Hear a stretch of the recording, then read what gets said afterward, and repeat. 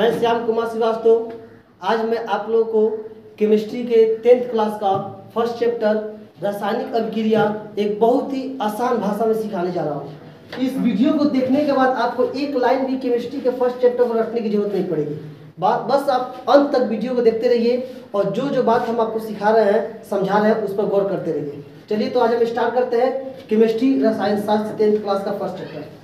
अगर वीडियो आप लोगों को अच्छा लगे तो लाइक, कमेंट और शेयर जरूर करें। देखिए, रसायन शास्त्र, सबसे पहले तो रसायन शास्त्र है क्या, केमिस्ट्री है क्या। रसायन शास्त्र का मतलब ये होता है कि विज्ञान की वह शाखा जिसके अंतर्गत विभिन्न प्रकार के पदार्थों की बनावट, संरचना, उसमें होने वाले परिवर्तन के बारे में हम अध्ययन करते हैं, उसी को हम लोग क्या कहते हैं, रसायन शास्त्र या केमिस्ट्री के नाम से जाना जाता है।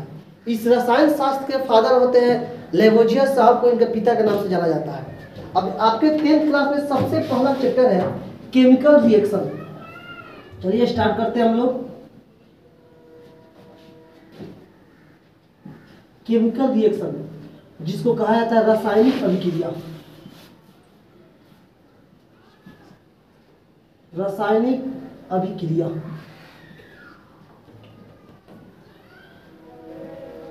देखिए, ये रासायनिक अभिक्रिया है क्या, जब दो या दो से अधिक पदार्थ आपस में मिलकर एक नए पदार्थ का निर्माण करते हैं, तब उस क्रिया को, उस प्रोसेस को हम लोग क्या कहते हैं, रासायनिक अभिक्रिया कहते हैं। यानी जब दो या दो से अधिक पदार्थ, when two or more than two substances are combined to each other and the new substance is formed, that is called chemical reaction। इसको हम यहाँ आपको लिख कर समझाने की है क्या, जैसे मान लीजिए हम यहाँ लिखते हैं hydrogen plus oxygen, hydrogen plus oxygen. जब हाइड्रोजन और ऑक्सीजन आपस में कंबाइन होते हैं तो ये बनता है जल। देखिए, शुरुआत में, प्रारंभ में हमारे पास हाइड्रोजन था और ऑक्सीजन था। जब ये दोनों पदार्थ आपस में मिला तो एक नया पदार्थ हमें क्या मिला, जल, वाटर।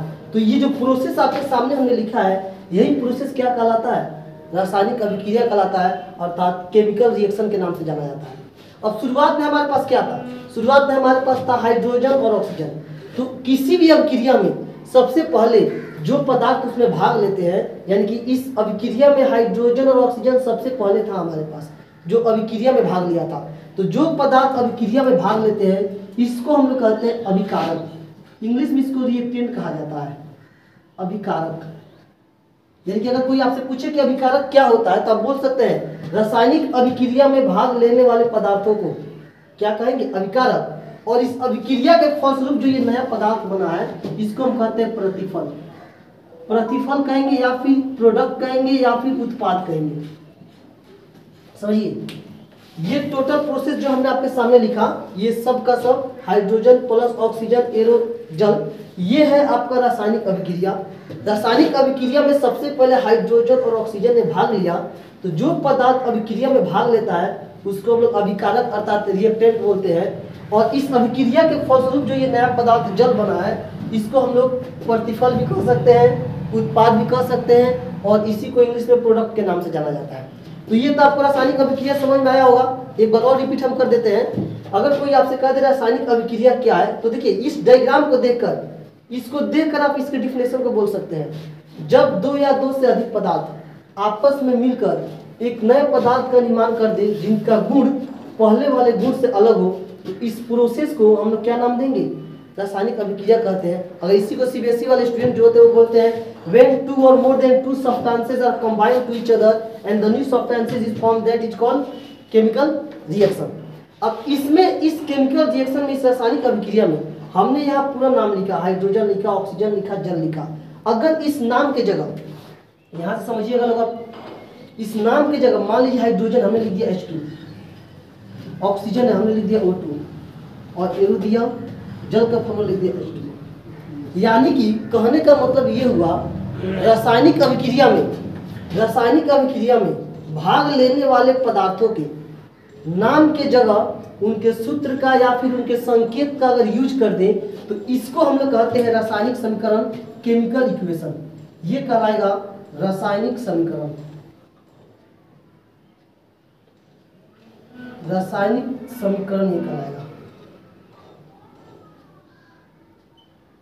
समझिए, अगर हम पूछे रासायनिक समीकरण क्या है, तो रासायनिक अभिक्रिया में भाग लेने वाले पदार्थ के नाम के जगह उनके सूत्र का या फिर संकेत का यूज करेंगे तो ये रासायनिक समीकरण कहलाएगा। अब इस रासायनिक समीकरण को दो रूप में लिखा जाता है। There are two types of the chemical equation. The name of the first type is balanced chemical equation and the name of the second type is unbalanced chemical equation. इसका मतलब ये हुआ रासायनिक समीकरण जो होते हैं वो दो रूप में होते हैं।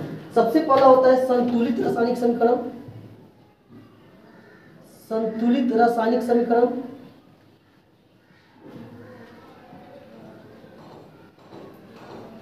और दूसरा होता है असंतुलित रासायनिक समीकरण।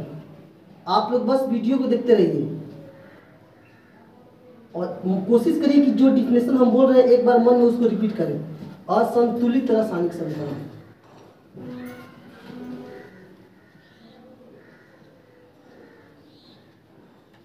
यानी कि ये होगा balanced chemical equation, unbalanced chemical equation. अब ये दोनों है क्या? देखो, किसी भी रासायनिक समीकरण को हमेशा संतुलित करके लिखा जाता है। और ये क्वेश्चन पूछा भी जाता है 10th क्लास में, रासायनिक अभिक्रिया को संतुलित क्यों किया जाता है। तो आप शुरुआत में हमने बताया कि रसायन शास्त्र के पिता लैबोरेटरी को कहा जाता है। उन्होंने एक नियम दिया था, द्रव्यमान संरक्षण का नियम। द्रव्यमान संरक्षण का नियम उन्होंने बताया था किसी भी रासायनिक अभिक्रिया में अभिकारकों के प्रत्येक परमाणुओं की संख्या प्रतिफल के प्रत्येक परमाणुओं की संख्या के बराबर होनी चाहिए। और उन्हीं के नियम को संतुष्ट करने के लिए हम लोग प्रत्येक रासायनिक समीकरण को क्या करके लिखते हैं?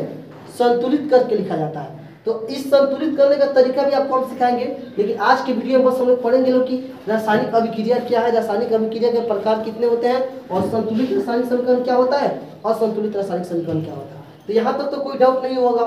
अब इसके बाद सबसे पहले हम बात करते हैं संतुलित रासायनिक समीकरण का। देखिए, रासायनिक समीकरण हमने आपको बताया, अभिकारक के नाम के जगह उनके सूत्र का प्रयोग कर देंगे तो ये रासायनिक समीकरण कहलाएगा। ये रासायनिक समीकरण दो रूप में, एक पहला संतुलित रासायनिक समीकरण और दूसरा असंतुलित रासायनिक समीकरण। तो ये जो संतुलित रासायनिक समीकरण, अगर कोई पूछे संतुलित रासायनिक समीकरण अर्थात बैलेंस्ड केमिकल इक्वेशन क्या है, इसका मतलब क्या हुआ? वैसा रासायनिक समीकरण जिसमें अभिकारकों के प्रत्येक परमाणुओं की संख्या प्रतिफल के प्रत्येक परमाणुओं की संख्या के बराबर हो, तो उसको हम कहते हैं संतुलित रासायनिक समीकरण। और असंतुलित का मतलब क्या हुआ? अभिकारकों के प्रत्येक परमाणुओं की संख्या प्रतिफल के प्रत्येक परमाणुओं की संख्या के बराबर नहीं हो, तो उसको हम क्या कहेंगे? असंतुलित रासायनिक समीकरण कहते हैं। अब इसको हम एग्जाम्पल के आधार पर आपको बताते हैं। यहाँ पर दिखाई दे रहा है, देखिए, अगर मान लीजिए हमने यहाँ लिख दिया H2 + O2, एरो का सिंबल दिया H2। आप एक बात बताइए, मानिए कि हम 3 लीटर पानी लिए हैं और 2 लीटर मिल्क लिए हैं, दोनों को मिक्स करें तो 10 लीटर तो होगा नहीं कबो, ये जब भी होगा तो 3 और 2 5 लीटर ही होगा। यानी कि यहाँ पर हाइड्रोजन कितना था? 2 गो था। यहाँ पर ऑक्सीजन कितना था? 2 गो था। लेकिन जब पदार्थ नया पदार्थ बना, प्रतिफल जो बना, उसमें तो हाइड्रोजन 2 गो है, ठीक है, लेकिन ऑक्सीजन तो कम हो गया। शुरुआत में ऑक्सीजन 2 गो था, इधर तो ऑक्सीजन कम हो गया। यानी कि ये एक समान नहीं है, ये बराबर नहीं है। तो ये बराबर नहीं है, तो इसका मतलब ये हुआ कि ये क्या है? असंतुलित रासायनिक समीकरण है। और इसी असंतुलित रासायनिक समीकरण को संतुलित करके जब हम लिखेंगे, तो हमने यहाँ पर 2 दिया तो हाइड्रोजन 4 हुआ, यहाँ भी 4 हुआ। अब देखिए सब बराबर है, तो इसको हम कहेंगे संतुलित रासायनिक समीकरण। ये है संतुलित रासायनिक समीकरण। और जनरली ऐसे लिख कर अगर छोड़ दे H2 + O2 एरो H2O, तो यहाँ तो सब बराबर है नहीं, हाइड्रोजन बराबर है लेकिन ऑक्सीजन तो बराबर है नहीं। इसका मतलब ये होगा, इसको हम क्या बोलेंगे? असंतुलित रासायनिक समीकरण बोलेंगे। यहाँ तक समझ में आया? क्या हुआ? रोकना है क्या वीडियो? चलिए अब हम लोग आगे बढ़ते हैं। देखिए, हमने अभी तक बताया रासायनिक अभिक्रिया क्या होता है, दूसरा हमने आपको बताया उत्पाद क्या होता है, प्रतिफल उत्पाद तो दोनों का हुआ। अभिकारक क्या होता है, रासायनिक समीकरण क्या होता है और ये कितने प्रकार के होते हैं। तो रासायनिक समीकरण का प्रकार हमने 2 प्रकार का बताया, एक होता है संतुलित रासायनिक समीकरण और एक होता है असंतुलित रासायनिक समीकरण। तो संतुलित रासायनिक समीकरण का मतलब क्या हुआ? जब अभिकारक के प्रत्येक परमाणुओं की संख्या प्रतिफल के प्रत्येक परमाणुओं की संख्या के बराबर हो, तो उसे हम कहते हैं संतुलित रासायनिक समीकरण। अगर बराबर नहीं हो तो क्या कहलाएगा? असंतुलित रासायनिक समीकरण कहलाएगा। अब हम बात करते हैं टाइप्स ऑफ केमिकल रिएक्शन, अर्थात रासायनिक अभिक्रिया के प्रकार। और यहाँ से आप लोग लाइन बनाए एक एक समझते चलिए, कोशिश करिएगा कि एक भी रटे नहीं। रासायनिक अभिक्रिया के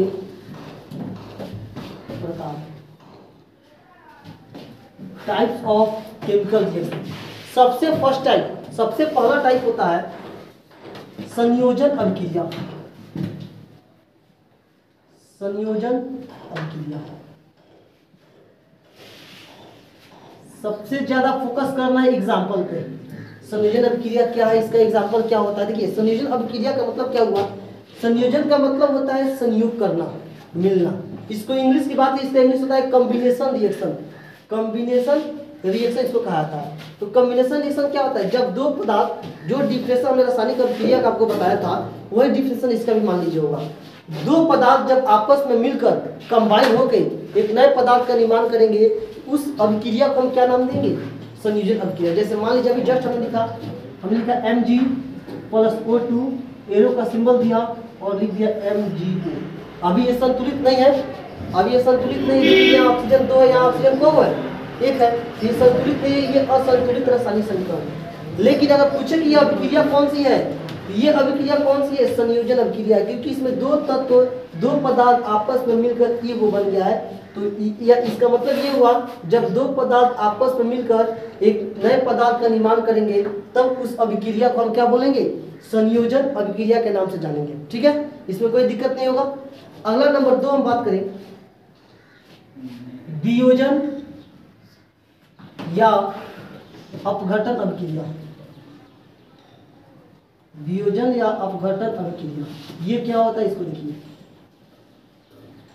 डीकम्पोजिशन रिएक्शन, इंग्लिश में कहते हैं डीकम्पोजिशन रिएक्शन, यानी कि जब एक यौगिक, जब एक कंपाउंड टूटकर 2 या 2 से अधिक भागों में बढ़ जाता है तब उस अभिक्रिया को हम क्या बोलते हैं, अपघटन अभिक्रिया कहेंगे, या फिर डीकम्पोजिशन रिएक्शन कहेंगे, या फिर वियोजन अभिक्रिया कहेंगे। अर्थात अगर एग्जांपल की बात करें तो मान लीजिए NaCl है, NaCl एक कंपाउंड है, यह एक कंपाउंड है। इस कंपाउंड में जैसे इलेक्ट्रिक करंट प्रवाह करेंगे तो ये क्या बनेगा, Na प्लस क्या Cl2। यानी कि यह एक यौगिक था, यह एक कंपाउंड था और ये टूट के कितना हिस्सा में बढ़ गया, 2 हिस्सा में बढ़ गया है। फर्स्ट पार्ट ये और सेकेंड पार्ट ये। यानी कि जब एक यौगिक, देखिए इक्वेशन देकर आप डिफरेंशियल आसानी से दे सकते हैं। इक्वेशन देकर, बस इक्वेशन दिमाग में होना चाहिए कि किस अभिक्रिया का कौन सा एग्जाम्पल होता है। आप एग्जाम्पल के साथ इसका डिफरेंशियल बता सकते हैं। जैसे मान लो हम पूछे वियोजन अभिक्रिया क्या है, तो आप बोल सकते हैं जब एक यौगिक, क्योंकि यह एक यौगिक है, जब एक यौगिक टूटकर 2 या 2 से अधिक हिस्सा में बढ़ जाता है तब उस अभिक्रिया को क्या कहा जाता है, वियोजन या अपघटन अभिक्रिया के नाम से जानते हैं।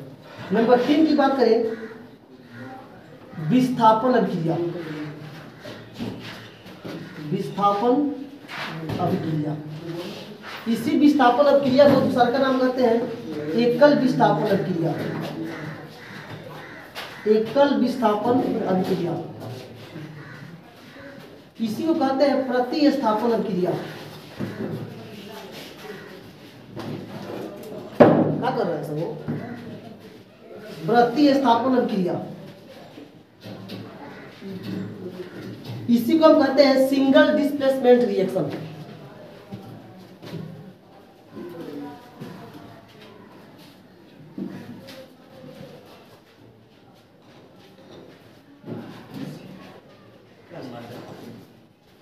देखिए एक अभिक्रिया बस ये था विस्थापन, इसका जितना नाम होता है उतना हमने आपको बताया। विस्थापन अभिक्रिया कहिए, या फिर एकल विस्थापन अभिक्रिया कहिए, या फिर प्रतिस्थापन अभिक्रिया कहिए, या फिर सिंगल डिस्प्लेसमेंट रिएक्शन कहिए। ये होता क्या, विस्थापन का मतलब क्या हुआ, विस्थापन का मतलब हुआ एक के जगह पर दूसरे को बैठा देना, ये हुआ विस्थापन का मतलब। अर्थात ये विस्थापन किसके पर लागू होगा, क्योंकि जब एक तत्व, ऐसे समझिए, पहले हम एग्जाम्पल लिखते हैं। मान लीजिए यहाँ पे Fe है, Na कर देते हैं, Na प्लस H2SO4। जब इस रिएक्शन को हमने कराया तो बन गया Na2SO4 प्लस HCl। आप लोगों को शायद कंपाउंड लिखने आता होगा, कह रहे ना। देखिए सोडियम Na, यहाँ पे सल्फ्यूरिक अम्ल H2SO4, Na2SO4 प्लस HCl। आप लोगों को शायद कंपाउंड लिखने आता होगा, क्योंकि कंपाउंड लिखने 9th क्लास में सीखना है कंपाउंड कैसे लिखा जाता है। यहाँ पे हमने Na2SO4, यहाँ पर 2 कहाँ से ला दिया, SO4 कहाँ से, चलिए थोड़ा सा हम आपको बता देते हैं कि Na2SO4 आया कहाँ से। सोडियम, यहाँ पर बता रहे हैं सोडियम सल्फेट, इसको हम पढ़ते हैं सोडियम सल्फेट, सोडियम सल्फेट। तो सोडियम की वैलेंसी कितनी होती है, वैलेंसी का इसका सिंबल कितना होता है Na, सल्फेट का सिंबल SO4, इसकी वैलेंसी कितनी होती है A और इसकी वैलेंसी कितनी होती है। जब ये आपस में मिलते हैं तो ये ऐसे कॉम्बिनेशन होता है, तो Na2 और SO4 हुआ कि नहीं हुआ, इसलिए हमने यहाँ पर लिखा Na2SO4 और ये हुआ HCl, H का भी वैलेंसी 1 होता है और Cl का भी वैलेंसी 1 होता है। अब इसको मिटा देते हैं। अब देखिए हम बताने वाले थे आप लोगों को कि ये विस्थापन अभिक्रिया अर्थात एकल विस्थापन अभिक्रिया अर्थात प्रतिस्थापन अभिक्रिया होता क्या है। जब एक तत्व, ध्यान समझिए इस पर, जब एक तत्व किसी यौगिक से उसके तत्व को विस्थापित कर खुद उसका स्थान ग्रहण कर लेता है, तब उस अभिक्रिया को हम क्या बोलते हैं, विस्थापन अभिक्रिया या एकल विस्थापन अभिक्रिया के नाम से जाना जाता है। फिर से सुनिए, जब एक तत्व किसी यौगिक से उसके तत्व को विस्थापित कर खुद उसका स्थान ग्रहण कर लेता है, तब उस अभिक्रिया को कहा जाता है विस्थापन अभिक्रिया या एकल विस्थापन अभिक्रिया। अब इधर समझिए, ये फिक्स नहीं है कि कोई भी तत्व रहेगा तो उसको हटा देगा। ये वाला तत्व इसको कब हटाएगा, जब ये इससे स्ट्रांग होगा, यानी कि अधिक क्रियाशील होगा तब। अब इससे कम क्रियाशील रहेगा तो हट पाएगा, इससे हटवे नहीं करेगा। तो यहाँ का जो तत्व जो दूसरे तत्व को हटाएगा वो ये वाला इससे अधिक अभिक्रियाशील होना चाहिए, अधिक क्रियाशील होना चाहिए। यानी कि सोडियम जो होता है हाइड्रोजन से अधिक क्रियाशील होता है। जैसे सल्फ्यूरिक अम्ल के सोल्यूशन में विलयन में हम सोडियम को मिलाते हैं तो सोडियम क्या करता है, इस हाइड्रोजन को अलग हटा देता है, तो हाइड्रोजन सॉरी यहाँ पर Cl नहीं हुआ, केवल H2 होगा, H2, ठीक है। Na2SO4 प्लस क्या H2 को साइड में कर दिया, बगल में कर दिया, और यहाँ पर क्या हुआ Na2SO4 हुआ। तो ये आपको समझ में आ रहा होगा कि विस्थापन अभिक्रिया या एकल विस्थापन अभिक्रिया क्या है। जब कोई तत्व किसी यौगिक से उसके तत्व को विस्थापित कर अर्थात उस तत्व को हटाकर खुद उसका स्थान ग्रहण कर लेता है, तब उस अभिक्रिया को हम क्या बोलते हैं, विस्थापन अभिक्रिया या एकल विस्थापन अभिक्रिया के नाम से जाना जाता है। यहाँ तक कोई डाउट नहीं है। अब हम आगे बढ़ते हैं नंबर 4। नंबर 4 की बात करें, द्विविस्थापन अभिक्रिया। द्विविस्थापन अभिक्रिया, अब ये द्विविस्थापन अभिक्रिया को इंग्लिश में क्या कहा जाता है, डबल डिस्प्लेसमेंट रिएक्शन। यही है डबल डिस्प्लेसमेंट रिएक्शन। अब ये डबल डिस्प्लेसमेंट रिएक्शन का मतलब क्या होता है, जब दो यौगिक, हाँ चलिए, द्विविस्थापन अभिक्रिया, द्विविस्थापन अभिक्रिया का मतलब होता है डबल डिस्प्लेसमेंट रिएक्शन। ये डबल डिस्प्लेसमेंट रिएक्शन है क्या, जब दो यौगिक अपने अपने आयन का इंटरचेंज करके यानी अदला बदली करके दो नए यौगिक का निर्माण कर देते हैं, तब उस अभिक्रिया को हम क्या बोलते हैं, द्विविस्थापन अभिक्रिया के नाम से जाना जाता है। फिर से सुनिए, जब दो यौगिक अपने अपने आयन्स का अदला बदली करके दो नए यौगिक का निर्माण कर देते हैं, तब उस अभिक्रिया को कहा जाता है द्विविस्थापन अभिक्रिया। एग्जाम्पल समझिए, मान लीजिए हमने यहाँ लिख दिया Na2SO4 plus HCl, Na2SO4 plus HCl। जब ये आपस में रिएक्शन किया तो ये क्या बनेगा, H2SO4 प्लस NaCl। देखिए यहाँ SO4 के साथ क्या था, सोडियम, और यहाँ Cl के साथ क्या था, हाइड्रोजन। जब ये अभिक्रिया हुआ तो यहाँ SO4 के साथ क्या आ गया, हाइड्रोजन, यानी कि हाइड्रोजन ने स्थान ग्रहण किया किसका, सोडियम का, और सोडियम ने स्थान ग्रहण किया किसका, हाइड्रोजन का। यानी कि इसमें ये धन आयन होता है, ये ऋण आयन होता है, HCl में ये धन आयन है और ये ऋण आयन है। यानी कि ये अपने अपने आयन्स का इंटरचेंज कर लिया, अदला बदली कर लिया, ये चला गया इसके साथ और ये आ गया इसके साथ, तब इस अभिक्रिया को हम क्या नाम देंगे, द्विविस्थापन अभिक्रिया। द्वि की मतलब दो, विस्थापन का मतलब विस्थापित होना, दो बार विस्थापित होना। अर्थात जब दो यौगिक, ये भी एक यौगिक है, it is a compound and it is also a compound, ये दोनों यौगिक अपने अपने आयन्स का क्या किए, अदला बदली कर लिए हैं, तो इस अभिक्रिया को हम क्या नाम देंगे, द्विविस्थापन अभिक्रिया के नाम से जाना जाएगा। यहाँ तक कोई दिक्कत, आगे बात करते हैं।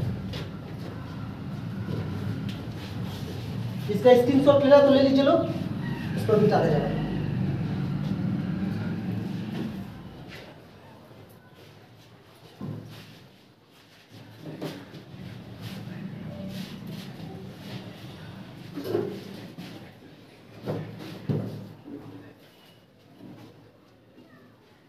अब हम बात करते हैं oxidation reaction and reduction reaction. समझिए इधर होता क्या है, सबसे पहला हम बात करें अगला रासायनिक अभिक्रिया का होगा टाइप ऑक्सीकरण अभिक्रिया।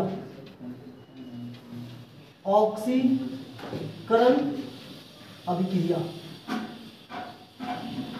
या इसी का दूसरा का नाम क्या है, उपचयन अभिक्रिया।